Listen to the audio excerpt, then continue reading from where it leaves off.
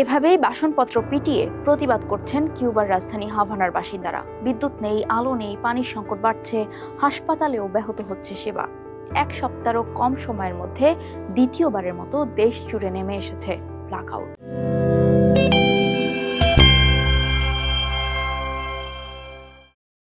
স্থানীয়দের অভিযোগ, এই সংকটের পেছনে বড় ভূমিকা রয়েছে মার্কিন নীতির, বিশেষ করে প্রেসিডেন্ট ডোনাল্ড ট্রাম্পের সিদ্ধান্তগুলোর। বিষয়টি এখন শুধু কিউবার অভ্যন্তরীণ সংকট নয়, বিতর্ক গড়িয়েছে জাতিসংঘ পর্যন্ত। কিউবায় বিদ্যুৎ সংকট অবশ্য নতুন নয়, বছরের পর বছর ধরেই জ্বালানি ঘাটতি আর পুরনো বিদ্যুৎ কেন্দ্রের কারণে দেশটির ব্ল্যাকআউটের মুখে পড়েছে। তবে এবার পরিস্থিতি আরো ভয়াবহ হয়েছে। আল জাজিরার এক প্রতিবেদনে বলা হয়েছে, এর বড় কারণ ভেনেজুয়েলা থেকে তেল সরবরাহ কার্যত বন্ধ হয়ে যাওয়া।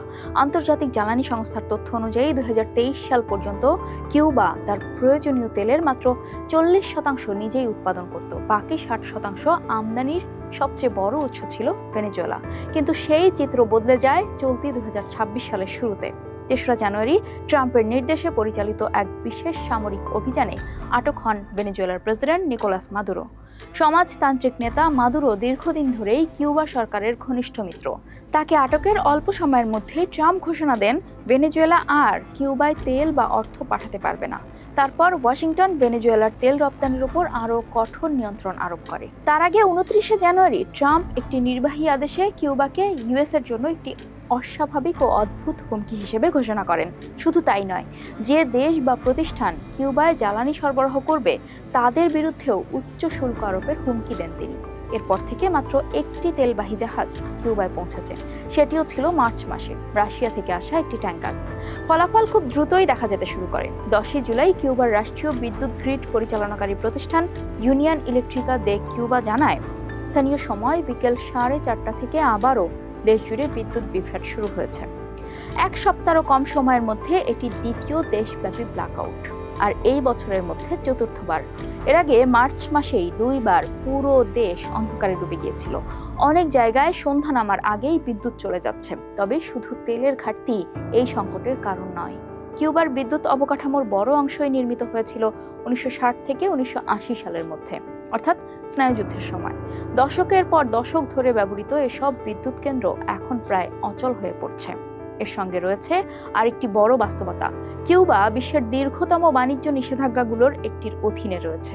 1960-এর দশক থেকে যুক্তরাষ্ট্র কিউবার উপর কঠোর বাণিজ্য অবরোধ জারি করে রেখেছে, অথচ আমেরিকার ফ্লোরিডা উপকূল থেকে কিউবার দূরত্ব মাত্র 140 কিলোমিটার।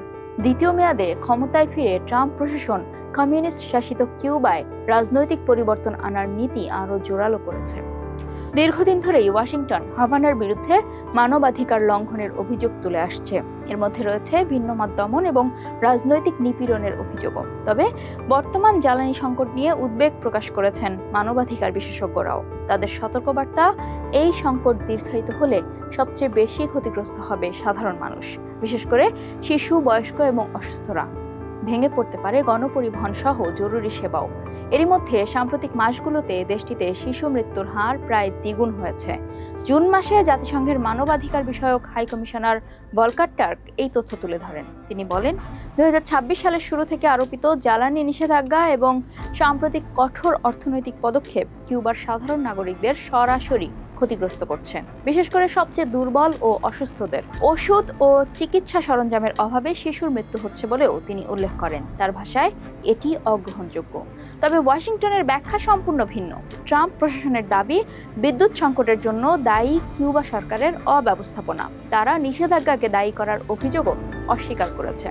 মার্চ মাসে আল জাজিরাকে দেওয়া সাক্ষাৎকারে মার্কিন পররাষ্ট্রমন্ত্রী মার্কো রুবিও বলেছিলেন, আমরা কিউবান সরকারের বিরুদ্ধে শাস্তিমূলক কিছুই করিনি। তবে একই সঙ্গে যুক্তরাষ্ট্র প্রকাশ্যেই জানিয়ে এসেছে, তাদের লক্ষ্য কিউবায় গণতান্ত্রিক নির্বাচন নিশ্চিত করা, সরকার পরিবর্তনের পথ তৈরি করা এবং রাজনৈতিক বন্দীদের মুক্তি।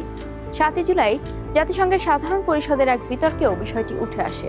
জাতিসংঘে নিযুক্ত মার্কিন রাষ্ট্রদূত মাইক ওয়ালস পুরো দায় চাপান হাভানার উপর। তিনি বলেন, তোমাদের আচরণ পরিবর্তন করো এবং তোমাদের জনগণের জন্য আলো ফিরিয়ে দাও। তবে ওই বিতর্কে বক্তব্য দেওয়া অধিকাংশ দেশই ভিন্ন অবস্থান নেয়। তারা যুক্তরাষ্ট্রকে কিউবার উপর আরোপিত অবরোধ ও নিষেধাজ্ঞা প্রত্যাহারের আহ্বান জানায়। তাদের মতে, দীর্ঘদিনের এই অর্থনৈতিক অবরোধই কিউবার অর্থনীতিকে কার্যত পঙ্গু করে দিয়েছে। সংকটের আগেই কিউবা জীবাশ্ম জ্বালানির উপর নির্ভরতা কমানোর পরিকল্পনা নিয়েছিল। সৌর বিদ্যুৎ সহ নবায়নযোগ্য জ্বালানিতে বিনিয়োগ বাড়ানোর উদ্যোগও শুরু হয়েছিল। সেই প্রক্রিয়ায় সহায়তা করেছিল চীন। তবুও 2022 সালের হিসাবে কিউবার মোট জ্বালানির মাত্র 18% আসে নবায়নযোগ্য উৎস থেকে। সরকারের লক্ষ্য 2030 সালের মধ্যে এই হার বাড়িয়ে প্রায় 1/4 নিয়ে যাওয়া। কিন্তু সেই লক্ষ্য পূরণের আগে দেশটিকে পার হতে হবে এক কঠিন বাস্তবতা।